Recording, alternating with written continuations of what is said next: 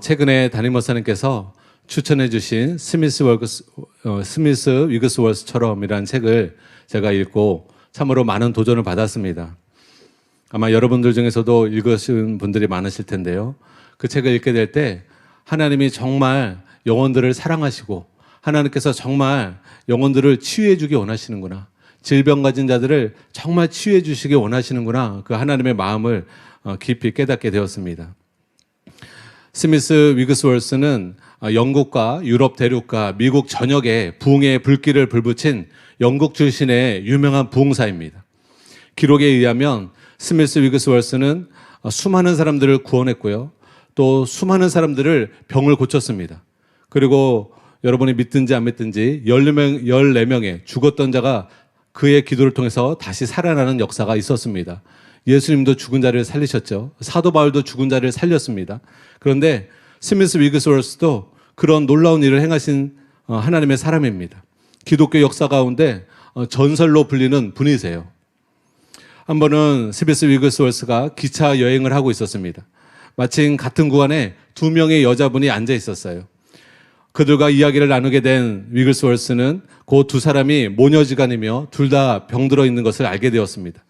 위글스월스는 이들 모녀에게 순진하게 이렇게 말했습니다. 지금 제 가방 속에는 정말 믿을 만한 치료약이 있습니다. 지금까지 이 약을 먹은 사람들은 모두 질병이 나았답니다. 이 말을 듣고 두 여자분들은 그 약을 좀 우리에게 달라고 요청했습니다. 그러자 위글스월스는 가방에서 신약과 구약을 담은 성경책을 끄집어내어 그들에게 다음 구절을 읽어주었습니다. 오늘 여러분이 읽으신 출애굽기 15장 26절입니다. 나는 너희를 치료하는 여호와임이라. 네, 하나님은 여러분을 치료하는 여호와 하나님이신 것을 믿으시기 바랍니다. 스미스 월스 목사님께서 이 말씀을 그들에게 가르치고 기도해 주었을 때 그 두 여자분이 열차에서 내리기 전에 하나님의 능력으로 모두 치료함을 받았습니다. 이처럼 하나님은 치료하시는 하나님이십니다. 이것은 말뿐이 아니라 진실합니다. 하나님은 치유의 능력이 있으시고 믿음으로 기도하는 자를 치료해 주기 원하세요. 오늘 본문 26절에 보면 나는 너희를 치료하는 여호와임이니라 라고 말씀이 기록되어 있는데 여기서 치료하는에 해당하는 히브리어가 바로 라파입니다. 라파라는 의미는 의사 또는 의원이라는 의미를 가리킵니다. 그러므로 여호와 라파라는 뜻은 치료하는 여호와, 의사이신 하나님이라는 뜻을 의미하고 있습니다. 이처럼 우리가 믿는 하나님은 우리의 죄에서 구원하시는 구원의 하나님이실 뿐만 아니라 우리를 질병에서 치료하시는 치유자 되시는 하나님이심을 여러분 믿으시기 바랍니다. 그래서 하나님은 우리의 질병을 치료하기 원하시고 이 세상에 존재하는 모든 병을 치료할 수 있는 능력을 갖고 있는 하나님이심을 여러분 믿고 오늘 이 시간 기도하시기 바랍니다. 그래서 오늘은 우리의 병을 고치시는 하나님에 관해 여러분과 함께 말씀을 나누고자 합니다. 오늘 말씀을 잘 들으시고 여러분의 질병도 나으시고 여러분이 사랑하시는 가족들, 여러분이 사랑하는 친척분들, 여러분이 사랑하는 지인분들을 꼭 기도해 주셔서 질병에서 벗어나게 해주시기를 예수님의 이름으로 축복합니다. 첫째로 한번 따라해 보겠습니다. 치유가 교회 안에서 왕성하게 일어나지 않는 이유는 무엇인가요?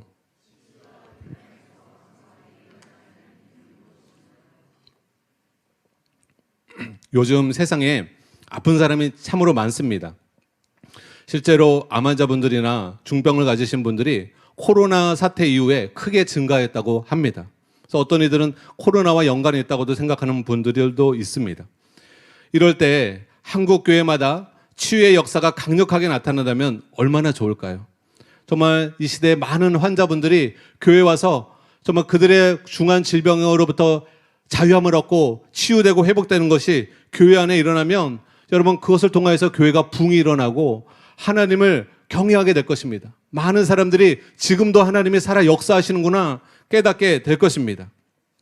그러나 한국 교회에 굉장히 많은 교회들이 있지만 소수의 교회에만 치유의 역사가 나타나고 많은 교회들이 치유의 역사가 일어나지 않습니다. 그 이유는 무엇일까요? 그 이유를 케네스 해긴 목사님은 다음과 같이 말씀하셨어요. 사람들은 내게 이렇게 묻곤 합니다. 해긴 형제님, 치료가 우리의 것이라면 왜 우리 교회에서는 안 일어나지요? 그 이유를 말씀드리겠습니다.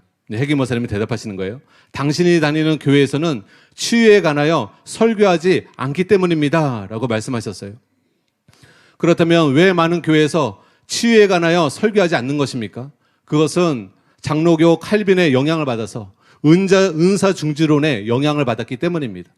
예수님 때에만 치유가 일어나는 것이고 예수님의 때에만 성령이 역사하시는 것이고 지금은 성령의 역사와 치유의 역사와 기적이 멈췄다고 믿는 것이에요. 근데 그렇지 않습니다. 여러분, 교회에 그 무엇보다 치유의 능력이 필요합니다. 기적이 필요합니다. 성령의 능력이 필요합니다. 오히려 지금 이 시대는 성령의 시대입니다. 만민에게 하나님의 성령을 부어주시는 시대입니다. 그러므로 은사중지론은 비성경적인 이론임을 여러분 믿으시기 바랍니다. 그래서 이 비성경적인 은사중지론이 교회에 퍼지면서 교회 안에서 치유의 설교를 하지 않고 치유 사역을 행하지 않으므로 더 이상 치유 기적이 일어나지 않게 되었습니다. 이는 성경적으로 볼 때 대단히 안타까운 일이에요. 왜냐하면 예수님도 사도 바울도 사도 베드로도 그의 사역 가운데 굉장히 강력한 치유 사역이 일어났습니다. 여러분이 성경을 보신 분은 아시겠지만 예수님의 제자들의 그림자만 닿아도 치유가 일어났고요. 예수님의 옷깃만 만져도 치유가 일어났습니다. 여러분, 하나님의 사람들 가운데 치유의 기름 부음과 능력이 임해 있어서 그들이 기도하고 안수하면 병든자가 일어나고 치유를 받았습니다. 여러분, 하나님은 지금도 이런 치유의 능력이 교회 가운데, 목회자들 가운데, 성도들 가운데 임하기를 원하십니다. 여러분, 이것을 믿으시기 바랍니다. 하나님의 자녀들이 구원을 받을 뿐만 아니라 모든 질병에서 또 정신적인 질병까지도 하나님은 치유해 주기를 원하십니다. 예수님이 이 땅에 오셔서 어떤 사역을 하셨느냐? 여러분, 그것은 우리 교회가 나아가야 할 방향성을 보여주는 것입니다. 교회는요, 예수님의 몸이에요. 예수님은 교회의 머리이십니다. 그래서 예수님이 어떤 일을 행하셨느냐, 그것을 똑같이 교회가 행하면 되는 것입니다. 예수님이 이렇게 말씀하셨어요. 너희는 내가 한 일을 행하고 나보다 더 큰 일을 행하게 될 것이다. 교회는 예수님이 행한 일을 행하고 그보다 더 큰 일을 행할 수 있다고 말씀하셨는데 예수님이 어떤 사역을 주로 행하셨는가? 성경에 보면 삼중 사역을 가장 주되게 사역하셨어요. 그게 마태복음 4장 23절에 나오는데요. 우리 같이 한번 읽겠습니다. 시작. 예수께서 온 갈릴리에 두루 다니사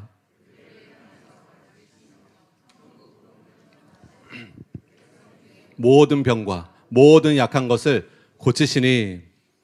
여러분, 이처럼 예수님은 온 갈릴리를 다니면서 또 동네를 두루 다니면서 진리의 말씀을 가르치시고 천국 복음, 예수 그리스도의 복음을 전파하시고 뿐만 아니라 거기서 끝나지 않았어요.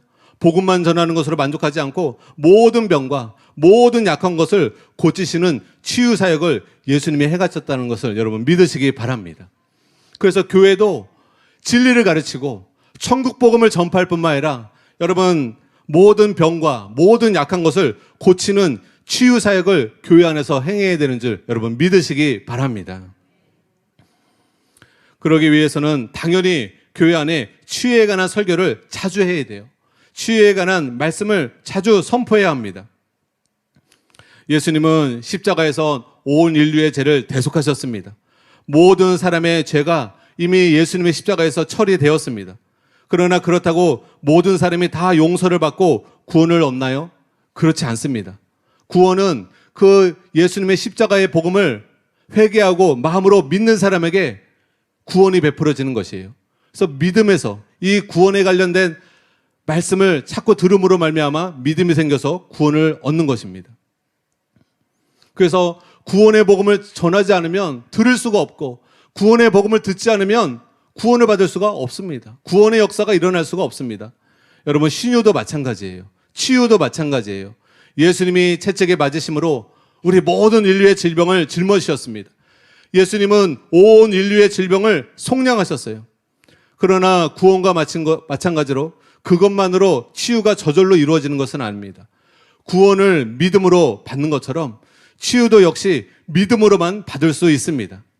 그런데 아까도 말씀드린 것처럼 믿음은 그냥 생기는 것이 아니라 하나님의 말씀을 들음에서 믿음이 생긴다라고 말씀하고 계세요. 그래서 우리가 구원을 받기 위해서는 구원의 말씀을 귀담아 들어야 하는 것처럼 여러분이 치유를 받기 위해서는 치유에 관련된 하나님의 말씀을 찾고 들으셔야 치유에 대한 믿음이 생기고 치유의 역사가 일어나는 줄 믿으시기 바랍니다. 이에 대해 라인하르트 본케 목사님은 다음과 같이 말씀하셨습니다. 전파되지 않는 한 복음은 좋은 소식이 될 수 없습니다. 복음은 그것을 듣지 못한 사람에게 좋은 소식이 될 수 없습니다. 예수님께서는 우리가 그를 어떻게 증거하느냐에 따라 자신을 나타내십니다. 성령은 여러분이 예수님에 대하여 말하는 것에 한해서만 축복하실 수 있습니다. 성령은 여러분이 예수님에 대해서 미처 말하지 않는 것에 대해서는 축복하실 수가 없습니다. 여러분이 예수님을 구세주로 전파하지 않으면 예수님께서는 우리를 구원하지 않으십니다. 또한 예수님을 치료자로 전파하지 않으면 예수님께서는 병든 자를 치료하지 않으십니다. 여러분, 항상 말씀 사역이 있고 그 다음에 성령의 역사가 있는 거예요. 하나님이 빛이 있으라 하심에 그 다음에 성령을 통해서 빛이 만들어지는 것이에요. 말씀이 먼저 임하고 그 다음에 그 말씀을 이루기 위해서 성령이 역사하는 것입니다. 여러분, 치유도 마찬가지예요. 교회 안에서 치유 설교를 해야 되는 줄 믿으시기 바랍니다. 치유 설교를 자꾸 하고 성도님들 마음 안에 이 치유의 설교에 대한 믿음이 생길 때 성령이 역사하셔서 여러분의 질병으로부터 완전히 자유케 되고 건강을 얻게 되실 줄 믿으시기 바랍니다.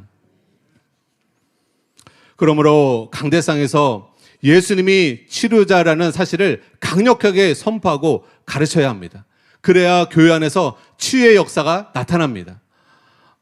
한때 유명하셨던 소천하신 조용기 목사님도 젊으셨을 때 치유 선포를 많이 하셨어요.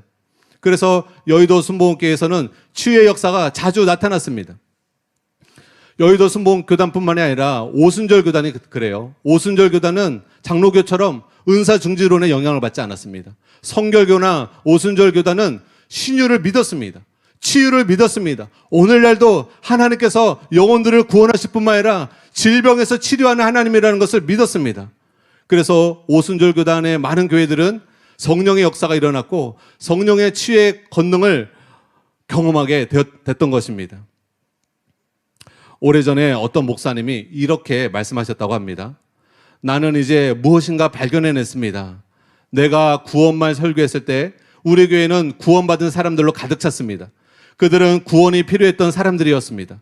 이것이 기초요, 또한 가장 먼저 해야 할 일이지요. 그러나 성령 받는 사람은 많지 않았습니다. 나는 왜 그런지 몰랐습니다. 그런데 성령 세례에 대하여 설교하기 시작하였더니 성령 충만함을 받기 시작하였습니다. 어떤 이들은 제단 앞으로 나오기도 전에 어떤 이들은 집에서, 어떤 이들은 차를 몰고 가다가 어떤 이들은 교회로 오는 도중에 성령 충만함을 받았습니다. 나는 교회의 모든 성도들이 성령 충만함을 받을 때까지 계속 성령 세례에 관해 설교했습니다. 그때 이런 생각이 들었습니다. 사람들이 요구하면 기름을 바르고 손을 얹어 치료를 구했지만 치료에 관하여 설교를 하지는 않았다는 것입니다. 우리 가운데 많은 사람이 치료받지는 못했습니다. 그래서 나는 최소한 일주일에 한 번은 치유에 관해 설교하기 시작했습니다. 그러자 치유에 관해 설교하는 그 순간부터 사람들이 치유를 받기를 시작했습니다. 여러분, 저는 이 목사님의 말씀이 옳다고 믿습니다. 목회자가 어떤 말씀을 선포하느냐에 따라 성도들이 그 말씀을 경험하게 되는 줄 믿으시기 바랍니다. 목회자는 성경에 나오는 성도들에게 유익한 것들을 다 골고루 전해야 합니다. 여러분, 부모가 자식이 편식하는 걸 원하지 않죠. 저의 사랑하는 딸이 편식을 해요. 아버지 입장에서 이것도 먹었으면 좋겠고 저것도 먹었으면 좋겠고, 그런데 오직 김치만 먹습니다. 김치찌개만 먹습니다. 먹는 게 딱 5가지 안에 들어가요. 기도를 했더니 요즘 좀 늘어났더라고요, 먹는 게. 사랑하는 여러분, 부모 마음은 자녀에게 좋은 것을 다 주기 원하는 것처럼 하나님은 여러분들에게 구원만 베푸시는 것이 아니라 은혜도 베풀고 치유도 베풀고 복도 베풀고 평강도 베풀기를 원하시는 줄 믿으시기 바랍니다. 오늘 말씀 듣고 여러분의 영혼이 평안해지시기를 예수님의 이름으로 축복합니다. 오늘 말씀 듣고 여러분 마음에 하나님의 은혜가 부어지기를 예수님의 이름으로 축복합니다. 내 힘으로 죄를 이길 수 없지만 하나님의 은혜로 죄를 이길 수 있습니다. 내 힘으로 질병을 이길 수 없지만 하나님의 능력으로 질병을 이길 수 있습니다. 여러분 오늘 하나님 말씀을 믿고 기도하셔서 하나님의 은혜를 깊이 경험하게 되시기를 예수님의 이름으로 축복합니다. 제가 청주에 있었을 때 치유에 대해서 처음에는 그렇게 전심이지를 않았어요. 그런데 제가 저랑 친한 목사님의 간증을 듣고 도전을 받았어요. 친한 목사님 교회에서 두 증인 전도를 나갔는데 그분들이 복음만 전하는 것이 아니라 치유 기도도 해줬다는 거예요. 근데 이제 예수님의 복음은 심령이 가난한 자에게 역사하잖아요. 그래서 그 동네에서 가장 가난한 동네에 찾아가서 예수님의 복음을 증거하고 전도하면서 아프신 분에게 치유 기도를 해준 거예요. 근데 한 남자 집사님이 그 저층 아파트를 청소하시는 50대 되시는 아주머니가 있었는데 그분이 허리가 굽어지신 거예요. 그렇게 오랫동안 계단 청소를 하셔서 그런지 몰라도 허리가 굽어져서 피지를 못 하시는 분이 계셨다 하더라고요. 그래서 그분을 허리에다 손을 얹고 기도해 주신 거예요. 그리고 그냥 오신 거예요. 그런데 일주일 후에 그 허리가 굽어지신 그분이 오신 거예요. 그 교회를 찾아오신 거예요. 허리가 펴진 상태로 찾아오신 거예요. 치유 기도를 했었을 그때는 치유가 일어나는 걸 몰랐는데 집에 갔는데 허리가 펴진 거예요. 그래서 하나님의 역사를 경험하고 이 교회를 수소문해서 그 교회를 저희가 친한 목사님 교회를 찾아오신 겁니다. 그런데 그 다음 주에는 할머니들을 모시고 온 거예요. 자기가 치유됐던 간증을 하니까 할머니들이 같이 따라가 보자 해서 따라오신 거예요. 근데 휠체어 타고 오신 할머니가 자리에서 일어나는 치유가 또 일어난 거예요. 그래서 그게 소문이 나가지고 10명, 20명 이렇게 성도들이 증가됐다는 간증을 저한테 해주시더라고요. 신앙 목사님. 제가 도전을 받았겠어요? 못 받았겠어요? 도전을 그냥 너무 많이 받았어요. 나는 뭐 하고 있는 건가 도대체. 저 목사님은 저렇게 치유 사역을 열심히 하고 전도 사역을 열심히 하는데 나는 뭐 하고 있는 건가. 그래서 청주에 있는 두증인 전도단을 불러서 이 간증을 해줬어요. 그리고 오늘은 우리도 복음만 전하지 마시고 하나님은 구원의 하나님이실 뿐만 아니라 치유의 하나님이시니까 아픈 분이 있으면 두려워하지 말고 손을 얹고 기도해 주시라. 하나님의 역사하실 것을 믿고 손을 얹고 기도해 주시라. 내가 말씀을 드렸어요. 그리고 이제 2분, 3분 이렇게 짝지어가지고 이제 나갔어요. 그리고 이제 1시간 후에 돌아오셨어요.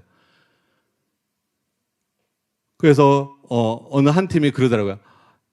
이 쑥스러워서 사람 많은 곳은 못 갔고 산에 있는 약수터를 갔대요. 약수터를 갔더니 할아버지 한 분이 열심히 운동을 하고 계시더래요.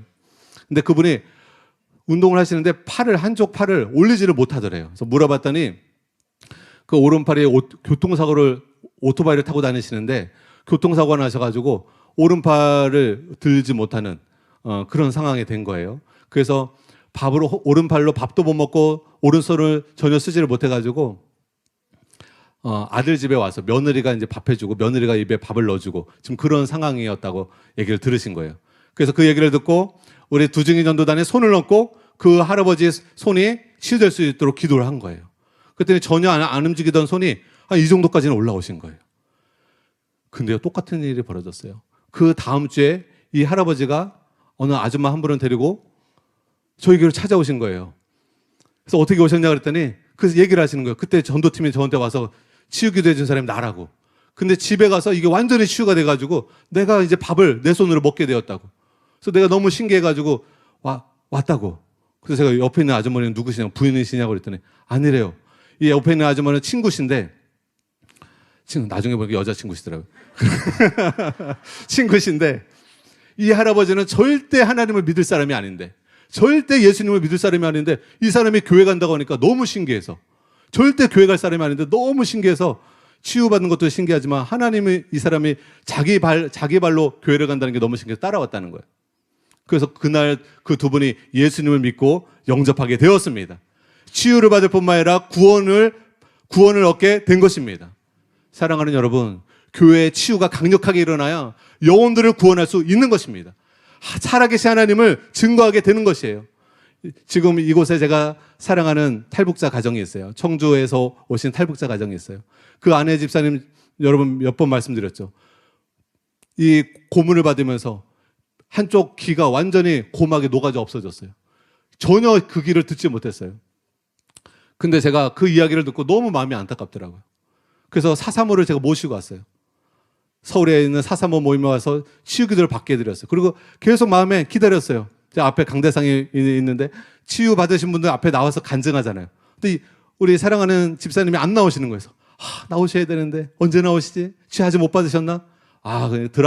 드라마틱하게 6시에 사역이 끝나는데 간증이 끝나요. 6시에 딱 58분에 나오시는 거예요. 앞에 딱 나오셨는데 눈에 눈물이 글썽글썽이세요. 왜? 귀가 들리시는 거예요. 전혀 안 들리던 귀가 들리시는 거예요. 그래서 눈에 눈물이 글썽이. 처음에는 작게 들리셨는데 지금은 완전히 남한에 오셔서 병원에 가셨는데 한쪽 귀가 대프라고 한대요. 전혀 귀가 죽었다 해가지고 대프 판정을 받은 거예요. 그래서 청각 장애인 판정을 받아서 국가에서 도움을 받으라고 했는데 우리 집사님이 안 가셨다 하더라고요. 근데 이번에 나중에 그 치유기도 받고 병원에 갔더니 완전하게 귀가 잘 들리는 귀로 판정이 나온 것입니다. 사랑하는 여러분, 하나님이 치유하십니다. 하나님이 이번에 아프리카 사역 가운데 태어나면서부터 보지 못했던 맹인이 눈이 떠지게 된 것을 믿으시기 바랍니다. 각종 종양이 치유된 것을 믿으시기 바랍니다. 저희 아버지도 피부암이 치유되신 줄 믿으시기 바랍니다. 여러분, 우리가 하나님의 치유의 하나님을 믿고 나아갈 때 하나님은 반드시 역사하십니다. 담임 목사님께서 우리 사랑하는 교회 치유 사역이 반드시 일어나야 함을 강조하셨고 오랜 날을 기도하셨을 때 그 열매로 우리 김옥경 부담임 목사님 통해서 치유 사역이 사랑하는 교회 가운데 역사가 일어났죠. 그리고 아프리카 사역 가운데 정말 강력한 치유의 사역이 지금 일어나서 종양이 사라지고 아까 말씀드린 대로 선천적으로 맹인이 태어난 아이가 눈이 떠지는 일들이 지난주에 있었습니다. 그리고 귀가 안 들리던 사람이 귀가 열리는 일들도 있었습니다. 하나님은 지금도 믿음으로 주님 앞에 나아가는 자들에게 이렇게 살아 역사하십니다. 그러므로 여러분 낙심하지 마시고 여러분의 질병을 하나님의 치유할 수 있다는 이 믿음을 부여잡게 되시기를 예수님의 이름으로 축복합니다. 둘째로 한번 따라해 보겠습니다. 치유와 건강은 우리를 향한 명백한 하나님의 뜻입니다.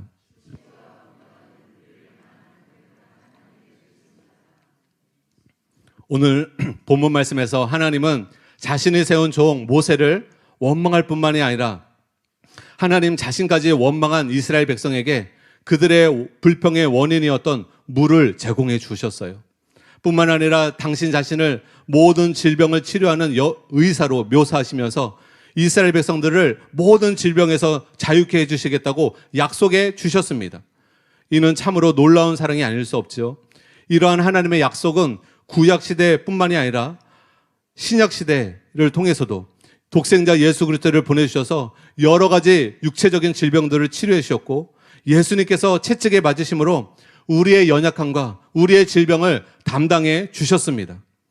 그럼에도 불구하고 크리스찬들이 여호와 라파의 하나님을 알고는 있지만 실제 삶 속에서 치유를 경험하지 못하는 이유가 있습니다. 그 이유가 무엇일까요? 그것은 치유가 다른 사람에게는 하나님의 뜻일지 모르지만 나를 향한 하나님의 뜻은 확실히 모르겠다. 나는 부족하고 죄가 많고 나는 하나님이 나를 치유해 주실 거는 잘 모르겠어. 그러나 하나님의 치유의 하나님이라는 것은 알겠어. 이런 괴리감이 있다는 것입니다. 많은 사람들이 성경에 나오는 문둥병자처럼 의심 어린 기도를 합니다. 마태복음 8장 2절에 보면 문둥병자가 이렇게 말하지요. 주여 원하시면 저를 깨끗게 하실 수 있나이다. 여러분 주님은 원하세요. 모든 사람을 고쳐주기 원하세요. 근데 이 문둥병자는 자신이 사람들이 혐오하는 문둥병자라는 것을 인식하면서 주님은 어쩌면 나를 가까이 하기 원치 않으실 거야. 나에게 손대주기를 원치 않으실 거야. 다른 사람은 몰라도 나를 취해주기는 원치 않으실 거야. 이런 마음을 가졌기 때문에 담대하게 예수님께 나오지 못했던 것입니다. 사랑하는 여러분, 나를 취해 주시는 것이 하나님의 명백한 하나님의 뜻이라는 것을 확신해야만 그것이 믿음이기 때문에 그 믿음을 통해서 치유가 일어나는 것입니다. 이에 대해 T.L. 오스본 목사님은 이런 말씀하셨어요. 하나님께서 당신이 건강해지기를 원하신다는 사실을 충분히 확신할 때까지 당신의 마음속에는 내가 정말 치유를 받을 수 있을까 하는 의심이 항상 있을 것입니다. 당신의 마음속에 이런 의심이 있는 한 완전한 믿음은 생겨날 수가 없습니다. 의심과 흔들림이 없는 믿음이 활동할 때까지 당신은 결코 치유를 받지 못할 것입니다. 라는 말을 했습니다. 이처럼 여러분이 또 저희가 병고침을 받는 것이 하나님의 뜻이라는 것을 확신하는 것이 굉장히 중요합니다. 여러분이 병으로부터 고침받는 것이 하나님의 뜻임을 마음으로 확신하시기 바랍니다. 믿으시기 바랍니다. 그래서 더 이상 하나님의 뜻이라면 나의 병을 고쳐주세요라고 유약한 기도를 드리지 마시기 바랍니다. 이에 대해 모리스 셀룰로는 이런 말을 했습니다. 많은 사람들이 치유를 받지 못하는 것은 주여 이것이 주님의 뜻이라면 이라고 기도하기 때문에 응답을 받지 못한다라고 말을 했습니다. 그러므로 우리가 믿음으로 기도할 수 있도록 치유가 나를 향한 하나님의 뜻임을 확신해야 돼요. 이 일이 굉장히 중요한 이유는 병에 대한 하나님의 뜻을 아는 것은 우리 안에 완전한 믿음이 활동할 수 있는 근거가 되기 때문입니다. 여러분의 질병을 치료하시는 것이 하나님의 뜻임을 확신할 수 있는 그 여러 가지 요인이 있지만 그 중에서 성경에서 과연 뭐라고 말씀하고 있는가? 성경에서 과연 하나님은 우리를 치유해 주기 원하시는가? 어떻게 말씀하고 있는가? 그것을 우리가 살펴보기 원하는데요. 마태복음 18장 16절에 보면 두세 증인의 입으로 말마다 확증하게 하라. 성경에서도 어떤 확증을 할 때 두세 사람의 증인을 세웁니다.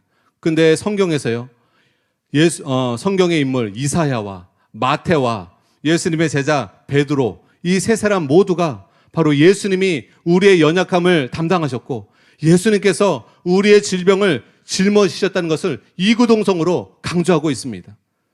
그래서 우리는 이것을 믿을 필요가 있어요. 먼저 선지자 이사야의 말씀을 우리가 같이 읽어보겠습니다. 이사야서 53장 4절에서 5절입니다. 우리 함께 읽겠습니다. 시작. 실로 우리의 질고를 지고 우리의 슬픔을 당하였거늘 우리는 생각하기를 그는 징벌을 받아 하나님께 맞으며 고난을 당한다 하였노라. 그가 찔림은 우리의 허물 때문이요 그가 상함은 우리의 죄악 때문이라. 우리가 받음으로 우리는 평화를 누리고 그가 채찍에 맞음으로 우리는 나음을 받았도다. 아멘. 유대 종교에 의해서 인정받은 번역본인 아이삭 리서 박사의 히브리 성경 번역본에 보면 4절 말씀이 이렇게 해석되어 있습니다. 우리는 실로 그가 하나님께 매맞으며 때림을 당하며 고난을 당한다고 여겼건만 우리의 질병들을 그가 스스로 짊어지셨고 우리의 고통들을 감당하셨다. 사랑하는 여러분, 질병이 얼마나 고통스럽습니까? 중병이 얼마나 고통스럽습니까? 근데 예수님께서 채찍에 맞으심으로 저와 여러분이 질병으로 고통당하는 그 고통을 짊어지셨다는 거예요. 담당하셨다는 거예요. 그래서 이것을 믿고 여러분은 질병의 고통에서 벗어나기를 주님은 원하신다는 것입니다.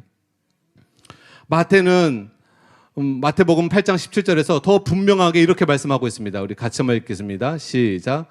이는 선지자 이사야를 통하여 하신 말씀에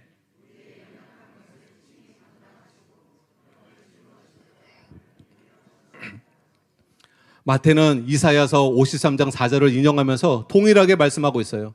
예수님께서 나의 연약함을 담당하셨고 나의 질병을 이미 짊어지셨다. 그러므로 우리가 질병 가운데 살 필요가 없다. 우리는 건강을 믿음으로 취해야 한다. 라고 말씀하고 있는 것입니다. 우리가 믿음으로 한번 같이 선포해 보겠습니다. 이렇게 한번 따라해 보시기 바랍니다. 예수님께서 나의 연약함을 담당하셨다. 예수님께서 나의 질병을 이미 짊어지셨다. 그러므로 나는 건강할 수 있다. 그러므로 나는 치유받을 수 있다. 여러분, 우리가 구원받을 수 있는 증거가 무엇입니까? 예수님이 십자가에 우리의 죄값을 치르셨기 때문에, 예수님이 십자가에서 화목제물로 예수님이 목숨을 다해서 피 흘려 죽으셨기 때문에 그 예수님의 피가 우리의 죄를 사하게 하고 구원을 받게 하는 것처럼 예수님이 채찍에 맞으심으로 예수님은 우리의 하나님의 자녀들의 모든 질병을, 고통을 담당하셨다는 것을 믿으시기 바랍니다. 이것을 믿고 여러분 질병을 꾸짖으시기 바랍니다. 질병을 당연하게 여기지 마시고 예수님의 이름으로 질병은 떠나가라 라고 명하시기를 예수님의 이름으로 축복합니다. 여러분, 왜 예수님께서 채찍에 맞으셔서, 등에 채찍에 맞으셔서 피가 나고 뼈가 보일 정도로 살이 패였습니다. 왜 그런 고진 채찍을 맞으셨을까요? 그 이유는 하나입니다. 우리로 하여금 질병에서 해방되어서 건강한 삶을 누리게 하기 위한 것입니다. 예수님은 우리를 죄에서 구속하실 뿐만 아니라 질병에서도 구속해 주셨습니다. 그러므로 치유는 우리를 향한 명백한 하나님의 뜻입니다. 그러므로 이후로는 절대로 내 병이 낫는 것이 하나님의 뜻일까 아닐까 여러분 고민하지 마시고 시간 낭비하지 마시기 바랍니다. 어떤 부모든지 자녀가 아플 때 그 아이가 속히 회복되기를 간절히 바라지요. 저 또한 저희 자녀가 많이 아팠을 때가 있었습니다. 진실로 제 마음이 애간정이 녹더라고요. 정말 살면서 가장 마음 아픈 순간이 사랑하는 자녀가 많이 아플 때가 가장 마음이 아픕니다. 여러분, 제가 무엇을 해서라도 내 자녀가 고통에서 벗어날 수 있다면, 내 자녀가 질병에서 벗어날 수 있다면 아버지로서 모든 것을 다 해주고 싶은 거예요. 여러분, 그런데 하늘에 계신 우리 아버지의 사랑이 부모의 사랑보다 못할까요? 절대 그렇지 않습니다. 하나님이 여러분을 진실로 사랑하십니다. 여러분의 고통 중에 신음하고 외롭고 아파하는 거 하나님이 고쳐주기를 원하십니다.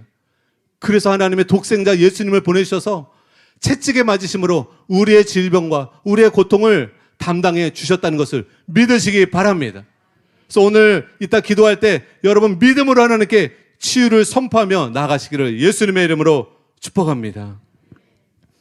사랑하는 여러분, 하나님은 사랑 그 자체이십니다.